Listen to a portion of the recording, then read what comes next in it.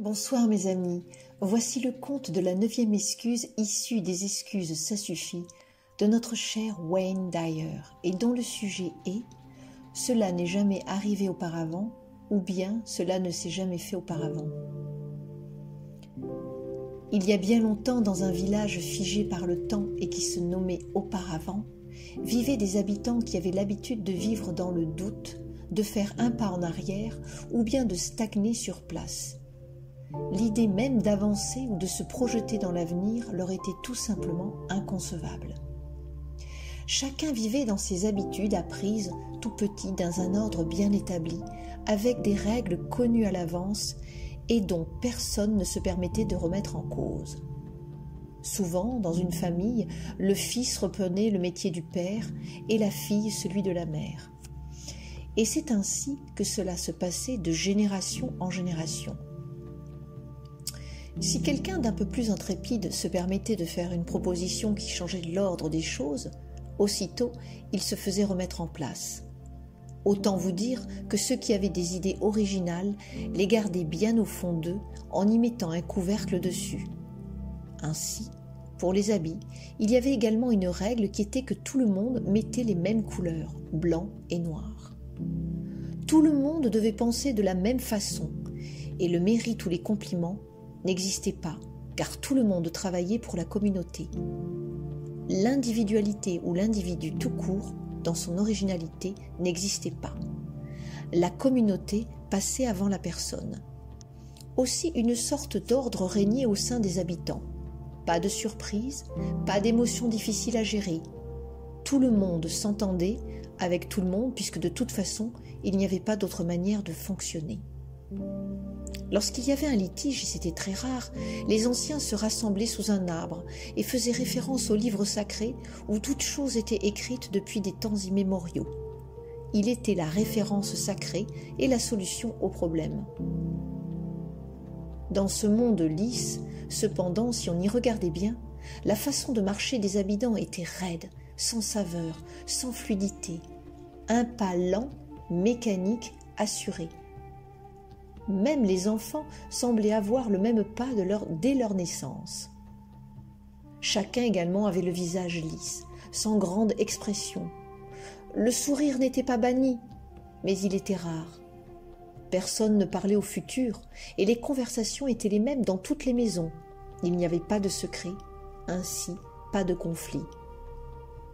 Et si l'on y regardait d'un peu plus près, les regards semblaient également éteints, sans joie de vivre, sans humour. Dès la naissance, tout semblait bien tracé, bien sécurisé. Tout était prévu pour ne pas avoir de surprise désagréable. Or, il s'avéra qu'un jour, un enfant naquit avec un caractère différent.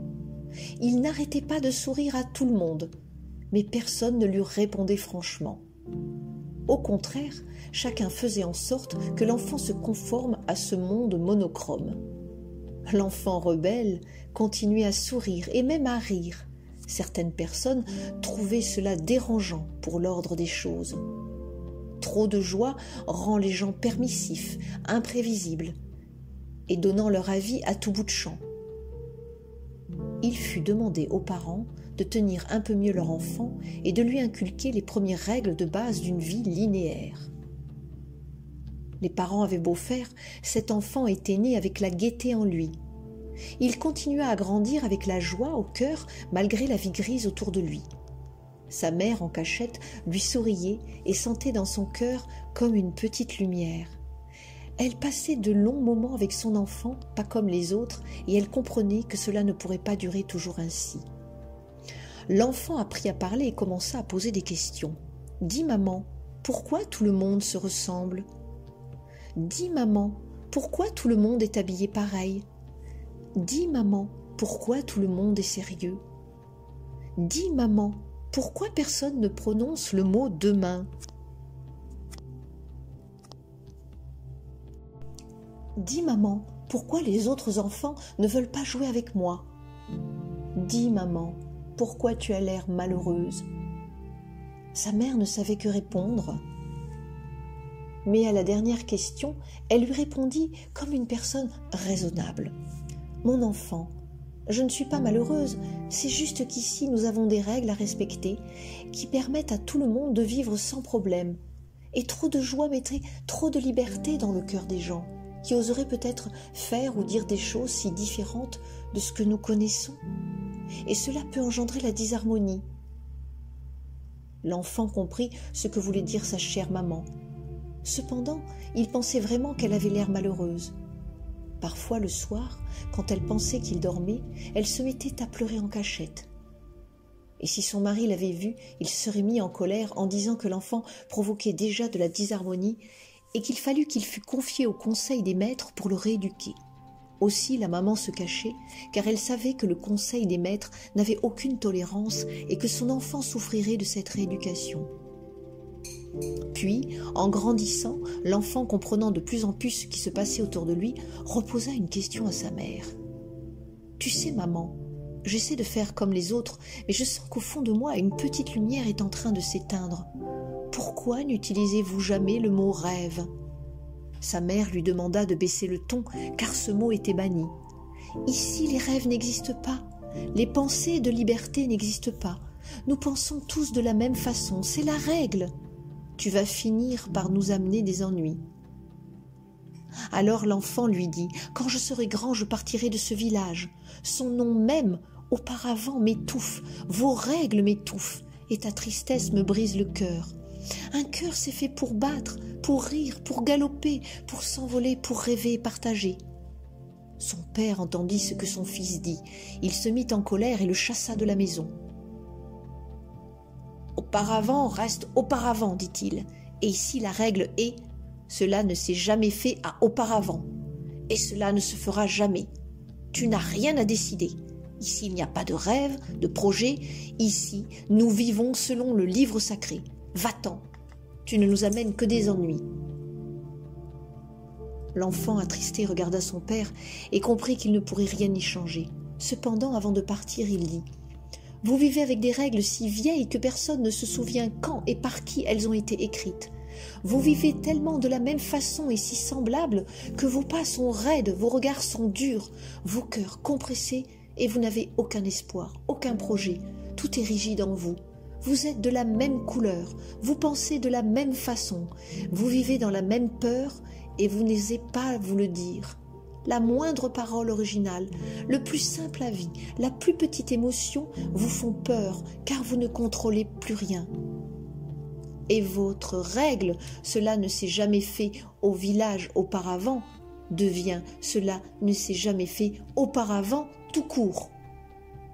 Tout est si semblable, noir, blanc, jamais une possibilité d'entre-deux, jamais une autre couleur. Vous êtes des morts vivants. » Son père, en colère, lui dit encore de partir. Sa mère alla se cacher pour pleurer, et l'enfant dit « Je reviendrai à auparavant, et les choses changeront. »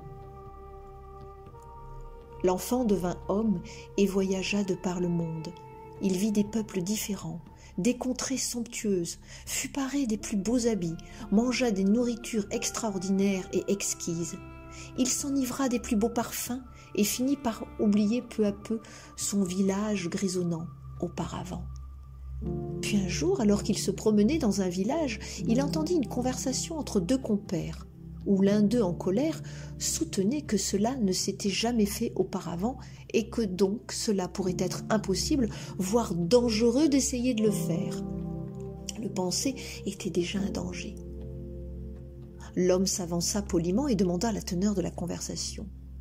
Les deux compères, l'un fermier et l'autre instituteur, étaient très heureux d'avoir un avis extérieur et ainsi contèrent leur histoire. Il s'agissait de savoir si pour une fois il était possible d'envoyer un enfant poursuivre ses études après ses 12 ans, alors que maintenant il était dans l'ordre de leur faire arrêter leur scolarité à cet âge-là pour qu'ils puissent aider leurs parents au champ. C'était quelque chose qui se faisait depuis des siècles et des siècles, pourquoi cela changerait-il ? « De quel enfant parles-tu » demande l'homme à l'un des deux compères. « Je parle de son fils, dit l'instituteur. Cet enfant a des qualités indéniables pour continuer ses études et je demande à son père de laisser son enfant continuer. Il me dit que non, qu'il a besoin de lui pour travailler au champ et que cela ne s'est jamais fait auparavant. Pourquoi cela se ferait-il maintenant et en plus avec son fils? Qu'est-ce que cela rapportera à la famille que le fils continue ses études? Certainement pas d'argent, mais un manque de main-d'œuvre. L'enfant veut donc continuer, demanda l'homme à l'instituteur. Oh que oui! Et en plus, il n'y aura rien à payer, tout est pris en charge par la commune. Mais je ne veux pas, dit le père, j'ai besoin de lui au champ, et que vont dire les autres? Un enfant après 12 ans revient à la maison pour aider sa famille. C'est l'habitude, ça a toujours été comme ça, pourquoi ça changerait? L'homme réfléchit et demanda au fermier. Pourquoi ne laisses-tu pas ton fils essayer? Cela ne s'est jamais fait auparavant, et en même temps, ce qui est nouveau peut aussi apporter du bon. En échange, je te propose mon aide. Et si tu estimes que cela ne fonctionne bien, eh bien tu auras le droit de récupérer ton fils. Que penses-tu de cette proposition? Le fermier réfléchit. Il était têtu mais pas idiot. Après tout, qu'avait-il à perdre? Il récupérait quand même quelqu'un pour l'aider. Essayons. Mais je t'avertis, l'étranger. Si cela ne marche pas au champ ou à l'école, mon fils revient. L'homme, l'instituteur et le fermier se mirent d'accord. Dès le lendemain, l'enfant, à sa plus grande joie, reprit le chemin de l'école. L'homme travailla avec le fermier au champ et tout se passa bien. Le soir, l'enfant rentrait et racontait tout excité sa journée. Les parents finirent par reconnaître que leur enfant était heureux et que l'école lui apprenait de bien belles choses. Au bout de 6 mois de travail, le fermier remercia l'homme. Ils avaient si bien travaillé ensemble que le fermier n'avait plus besoin de son aide. Avant de partir, le fermier lui dit « Tu sais, étranger, merci d'avoir proposé cet arrangement. J'ai peur de ce qui est nouveau et je vois bien que mon fils réussit et a retrouvé le sourire. Il m'aide même en revenant de l'école. Même les autres fermiers commencent à laisser leurs enfants continuer l'école et je vois bien que ce n'est pas incompatible avec le travail à la ferme. En plus, je vois que moi aussi je suis plus heureux. Au début, j'étais vraiment contre. Tu comprends? Ça ne se faisait pas. Et puis ce monsieur, l'instituteur, ne me parlait que des études. Il ne voyait pas que j'avais besoin d'aide à la ferme. Faut que vous sachiez qu'on est têtu mais pas mauvais. Faut juste qu'on dépasse nos a priori. Et faut des gens comme vous pour nous ouvrir les yeux et aussi un peu le cœur. Que voulez-vous? La coutume, c'est la coutume. Et c'est compliqué de changer. L'homme sourit et repartit le cœur doux. Il ressentit le désir de revenir dans son village auparavant. Ces 6 derniers mois auprès du fermier lui avaient fait repenser à sa propre famille et à ses règles si dures. Lorsqu'il arriva au village et qu'il tapa à la porte de sa maison, un vieil homme lui ouvrit. Au début, il crut s'être trompé de maison. Mais il reconnut son père, le dos courbé, le regard un peu moins dur. Il lui tendit la main comme cela se faisait entre père et fils, comme avant qu'il ne parte. Son père ne le reconnut pas et demanda à cet étranger habillé de façon colorée ce qu'il désirait. L'homme eut beau dire qu'il était son père, insistait. Le père ne le reconnut pas, ou ne voulut pas le reconnaître. Il semblait figé dans un temps ancien, avec les mêmes habitudes, les mêmes façons de penser. L'homme tout de même demanda simplement à voir sa mère. Il lui fut répondu que celle-ci était morte l'année dernière. L'homme bouleversé n'insista pas et repartit. Le vieux père, habillé de blanc et de noir, regarda cet étranger partir au loin sans une once d'émotion. Il marmonna simplement « Cela ne s'est jamais fait auparavant, et cela ne se fera jamais. » L'homme reprit son chemin vers le monde coloré en se disant qu'il y aurait des êtres ou des lieux qui ne changeraient jamais, ne serait-ce jamais habiterés de rêves, de joie et de sourires. Il repensa à sa mère, à leur complicité lorsqu'il était petit, à ces sourires qu'elle lui faisait en cachette. Et une fois, à une phrase qu'elle avait gardée en elle bien au chaud et qu'elle lui avait offert un peu avant son départ comme un cadeau. « Ici, tu sais, mon fils, auparavant, cela ne s'est jamais fait, mais un jour, toi, mon enfant du soleil, tu mettras de la couleur et de la joie, de la chaleur dans le cœur des gens. Tu leur diras d'essayer, de ne pas avoir peur et qu'ils pourront recommencer quand cela ne marchera pas.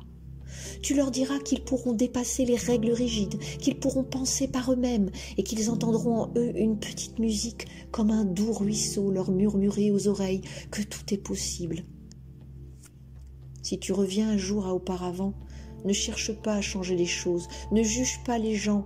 Nous avons été élevés ainsi et nous ne savons pas faire autrement. » Et l'enfant avait demandé « Alors toi, maman, pourquoi tu arrives à me parler comme ça ? » « C'est parce que tu m'as réchauffé le cœur par ton joli regard et tu m'as appris que l'on pouvait ressentir de la joie comme un petit soleil en soi. » Elle lui avait passé la main sur la joue et dans les cheveux, et cela avait été la plus douce des caresses.